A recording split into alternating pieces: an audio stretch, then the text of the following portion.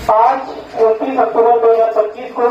कुल 21 माओवादी कैडर का पुनर्समावेशन हो रहा है। यह निर्णायक और ऐतिहासिक घटनाक्रम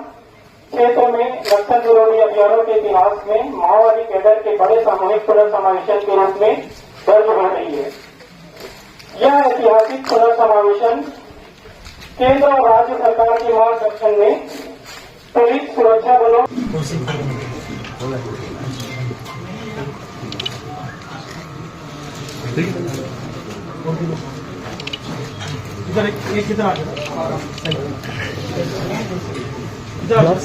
शासन की मंशानुरूप और क्षेत्र की जनता की इच्छानुरूप प्रभावी कार्रवाई संचालित होने का परिणाम इलाके में माओवादी गतिविधि काफी हद तक कम हो गए थे और माओवादी संगठन का आधार क्षेत्र लगभग समाप्त होते आ रहा है। उनकी कॉरिडोर ब्लॉक होते जा रहा है, उनके सप्लाई नेटवर्क टूटते जा रहा है, नया कोई भर्ती नहीं हो पा रहा। इस प्रकार माओवादी संगठन काफी बैकफुट में है, उनकी स्थिति काफी कमजोर होते आ रहे थे। इन सब तमाम परिस्थिति में विगत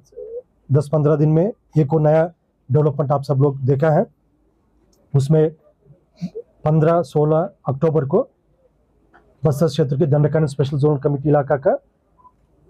टोटल 210 माओवादी कैडर्स, इसमें एक central committee member Rupesh, Dandakaranya special zonal committee members Ranita, Raju Salam, Dhannu और राजमन मंडावी,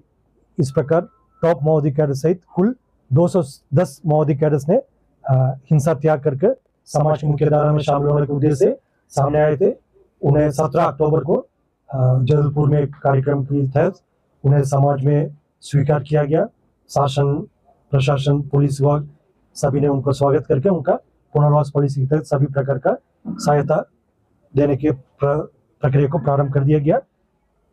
और उससे आगे बढ़ते हुए 3 दिन पूर्व में जिला कांकर और कोंडागांव के सीमावर्ती इलाके में केशकाल डिवीजन का 2 एरिया कमेटी, क्यूएमआर एरिया कमेटी और किस्कोड एरिया कमेटी, ये दोनों मिलाकर एक केशकाल डिवीजन नया गठित की गए थे। उसका लगभग पूरा जो कैडर्स है टोटल 21 की संख्या में, जिसमें division committee secretary Mukesh, DVCM Kailash,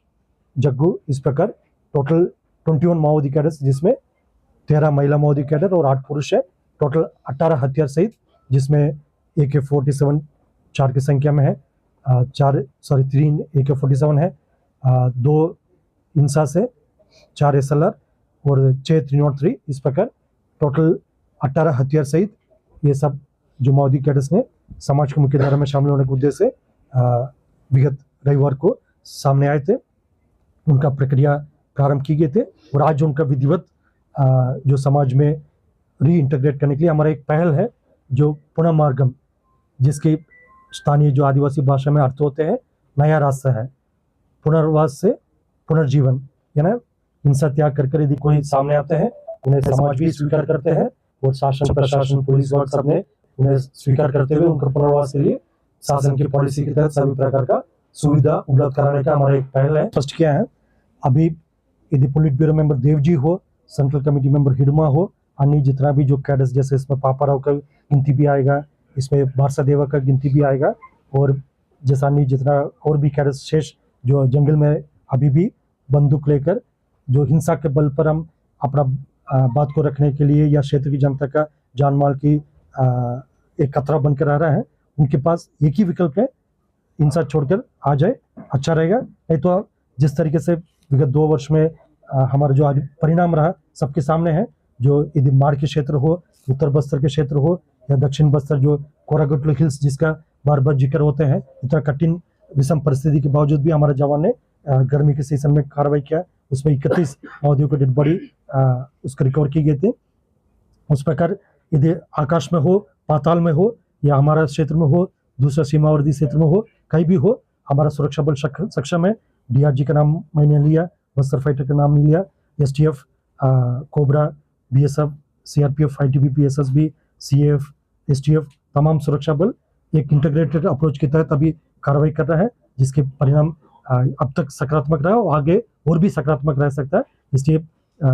Hidma हो या जो भी है, मैं बार बार नाम नहीं लेना चाहता कैडर्स का, यदि सेंट्रल कमेटी पोलिट ब्यूरो से लेकर नीचे जन मिलिशिया से लेकर जनता सरकार जो भी कैडर्स होगा, अभी उनके पास एक ही विकल्प है, आ जाए, मुख्य धारा में शामिल हो जाए, नहीं तो परिणाम को भुगतने के लिए तैयार हो जाए। 26 मान सकते हैं कि बस्तर से नक्सलवाद पूरी तरीके से समाप्त हो जाएगा, जिस प्रकार की केंद्रीय मंत्री ने कहा। जैसा शासन ने एक लक्ष्य तय किया थे केंद्र सरकार और राज्य सरकार ने, और उसी लक्ष्य के तहत ही सभी हमारा कार्रवाई नियमित रूप से और इंटीग्रेट रूप से जारी रहा, जिसके परिणाम जिस तरह पूरा मैंने आप समक्ष बताए थे, ऑपरेशनल आउटकम भी, डेवलपमेंटल आउटकम भी, और जैसा भी मुख्य धारा में जोड़ने वाला जो परिणाम भी मैं बताए थे, इन सब से पूरा विश्वास है जो आने वाला बहुत जल्दी जो संपूर्ण रूप से बस्तर इलाके में नक्सल गतिविधि समाप्त होगा और इलाके में शांति व्यवस्था स्थापित होगा।